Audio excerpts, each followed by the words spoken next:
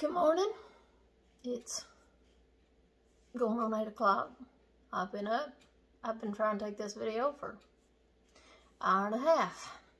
We're going to try one more time. Maybe we'll get it right. Alright, today I'm going to tell you how to make sourdough starter. Somebody asked. It can be a little confusing, so get you a pencil and a piece of paper to help remember it, because first time you make it, it's a little confusing. So write it down. It'll be easy to remember. But once you make it, then the rest of the process is easy. But if somebody asks you how to do it, you'll have it written down. Okay, what you're going to need. I've been already doing this morning, so my bowl's already gunky. But I'm making breads this weekend for a pop-up market. That means for a bunch of local artisans get together, have little booths, and people can walk through and buy their goods. So I do breads and jams and jellies. So I've got to make lots of I got to have lots of starter to make lots of bread. So I've got 7 going right now. So I've already fed all but one, but I'm going to show you how to start your starter. You'll need a clean jar. Needs to be almost quart size. I use old peanut butter jars that we've used, or you can use quart size jars. Just a glass jar will work good. You'll eventually need 2 of them, but right now you just need 1. Now here is what you need. You'll need a good all-purpose flour. Don't matter what brand, just an all-purpose flour. This is for feeding the starter. So I just buy a cheap all-purpose flour. Works great. You need a couple half-cup measuring cups. 2 works good. You need half cup flour, and you'll need filtered water. Some kind of filtered water. I don't want all those, everything from your county system in there. Anyway, half cup of flour. Pour it in your bowl. I've already been using this bowl because I'm just feeding starter, and I'm just feeding them over and over and over again, so I didn't wash out my bowl. Don't need to. So you just get you a clean bowl and start with. Got that flour. Now, on your water, it don't call for a half cup. It calls for a scant half cup. A scant is just less than. So, when you fill this up, you don't fill it full. If you was filling it full, you'd have that full half cup. You want it just less than. That's that scant. So, you want it just less than a half cup. It's more than what would be 3/4 of this full, but it's less than the full one. So it's a scant. That's what a scant is called. Write that down so you remember it. You just mix this together in your bowl. I use a whisk, but you can use a spoon if you want to. Just mix it up. It gets all yucky and gucky and don't look good, but that's what it is. Don't even smell good. Put this in your jar. I'm going to give you a hint. Sometimes you get this on the rim of the jar. Make sure you wipe that off, because when that dries, it is as hard as glue. Well, it's harder than glue actually, but it is like concrete on there, and so you want to wipe it off once you pour it in your jar. Now, pour that in your jar, and what I use on top, you need air to get in there. It needs air. I get me cheesecloth. You can buy this at any of the local stores. Usually they have canning goods. You usually can buy it there. You may not at the DG, but you can at Wally World. So, put that on your jar. You put a rubber band around it to hold it in place. I just use a wide mouth ring. Just put it on there. Set it on your cabinet. Just room temperature, just sit it there. 12 hours, so say you did that first thing in the morning, or you can do it first thing in the evening, whatever. 12 hours, or thereabout, morning, night, you're going to do it again. You're going to take your flour in your scant half cup of water, excuse me, put it in your bowl, mix it up, and then pour what's in your jar in that. There should be, since you had a half cup of flour and that scant half cup in it'll be just a little bit over a half cup, which is fine. Pour that in there, mix them together, pour back in your jar, wipe your mouth off, put your thing on, set it to the side. You're going to do that for every 12 hours for 7 days. I almost said 12 days. You're going to do that. Excuse me. You're going to do that for 7 days, every 12 hours. But as you notice, you're going to get more in your jar. Of course, you're putting a half cup in it every time. So, when you go the third time, when you go to feed that, which when you do the flour and water, that's called feeding. You're going to take that, and what comes out of your jar, before you pour it in there, you're going to take at least a half cup. Pour it in a half cup, pour it in there.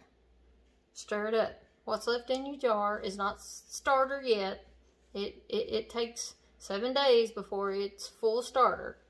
So what you want to do, pour it down your drain. Just pour it down your drain. Rinse your drain out really good. Wash it out of the sink and let your sink run just a little bit to get all that out of there. Because when it dries, it's like I said, it's like cement. It's hard.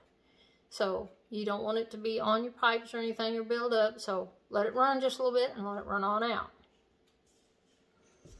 So now we've fed it the third time, we've poured it out. You'll do that until the 7 days. So you'll still just have that half a cup in there that you're going to mix every time. When it's, as you're doing this, you'll start to notice little bubbles come in your jar. I don't know if we can see any in this jar. No, I can see some. No, I've already mixed those. Anyway, there'll be little bubbles. You'll start to see little bubbles, and it'll start rising during the day after you fed it. All right? Now, at the 7-day point, you've got to make a choice here.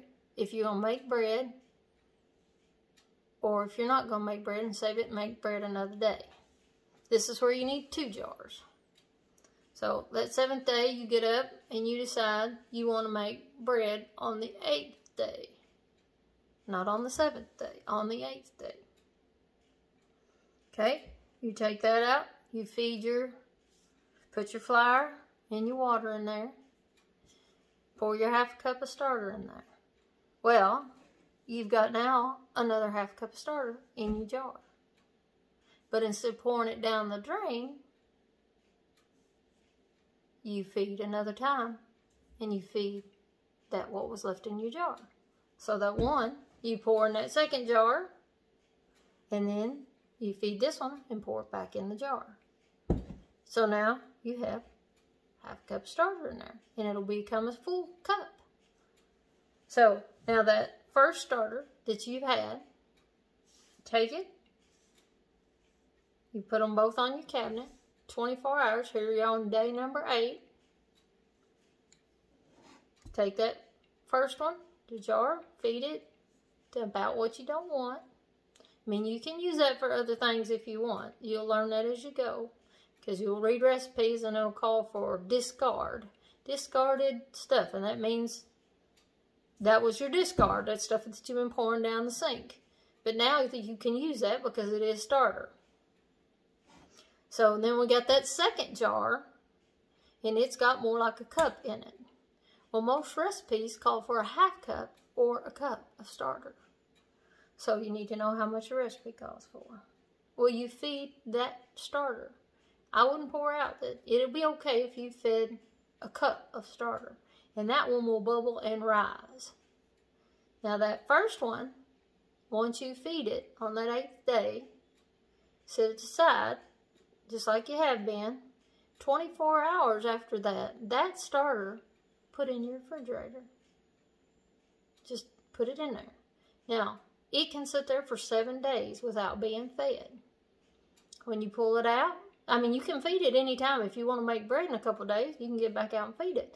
But you're not having to feed it and use a lot of extra flour, which can be expensive if you just keep feeding it and keep feeding it and keep feeding it, because flour is expensive. So, you put it in there up to 7 days. At 7 days, you've got to get it out and feed it. And you'll do it just like you have been. Feed it, put it in the jar, and set it aside. Now, that extra that we had that you fed, I said it'll have about a cup in it, and you just feed it, and it'll start bubbling. You need to give it about 3 hours after you fed it. And then it'll become full hydration. And that's what most recipe calls for, full hydration. They'll either call for discard or it'll call for full hydration. And full hydration is about 3 hours after you fed it. It's starting to bubble and get big. Now, sometimes that's in 2 hours, sometimes it's in 4. It's according to how warm your kitchen is. So if your kitchen is warm, it'll hydrate quicker. If your kitchen is cold, it takes a while for it to hydrate. So, now that's how you split your starter. Every time you split, so if you want to make bread, get the second starter going and use it, because you can use every drip of it. And then you still have one, you don't have to start one again. That's how I got 7, is I've split it every morning. Add an extra jar, add an extra jar. Last time when I made starter, I had 1.5 gallons. By the time I was ready to make bread, I had 1.5 gallons of starter sitting on my cabinet. In a huge jar, just poured it out, fed so much, put it in another big jar until I had a huge amount. But that's how you make starter. I hope you wrote it down. And if I can help you, just put it in a comment if I've confused you anyway. Sometimes that's confusing. But once you've got that at that 7 day, and you can just feed it every 24 hours, and you can have it from now on out, as long as you feed it within the 7 days. This starter has been going for 5 years. I've just been splitting it 5 years. No big deal. Now, the jar just gets gunky. Let's see how that jar gets. About every time I usually make a whole bunch of bread, and then I'm done with the starter, I put my one back in the refrigerator, I'll clean all the jars out. And then when I'm starting to make bread again and I split, of course I'm using clean jars. And then I'll take the one that I want to put back in the fridge and I'll make sure it's in one of those clean jars. So, but it gets gunky too, and it just does it, and I just rotate it out. It's fine. No big deal. Now, if I hadn't said, when you put that in the refrigerator for 7 days, when you pull it out, it's going to be separated. There's going to be, looks like water, look like hazy, floury water on top. That's called hooch. Yes, hooch, and that's what it is. It's an alcohol because of the fermentation going on in the jar. You don't pour that out. Just mix it right back in. Just mix it into your starter and then pour it into your flour and water to feed it. So you do that. So the hooch is, whew, and it gets to smelling. Make sure every time you put stuff in the jar, wipe the mouth of the jar off, because you don't want your cheesecloth sticking on there, because it'll shred your cheesecloth and then you have to get a new piece. I hope to help you. Hope that didn't confuse you too bad. Once you get past that first 7 days, and then it's just every 24 hours or once every 7 days, it's no problem. But I always like to feed my starter, the one I'm going to use for making bread, I like to feed it at least twice before I use it. Then I know it's good and bubbly.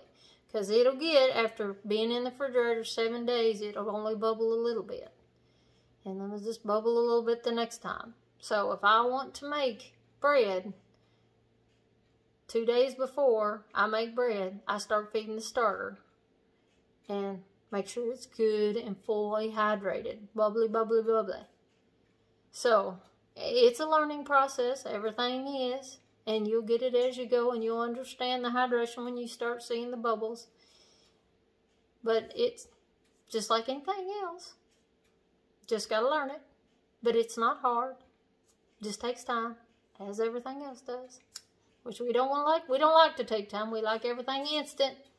But the good stuff is worth waiting for. So, anyway, I hope I helped you.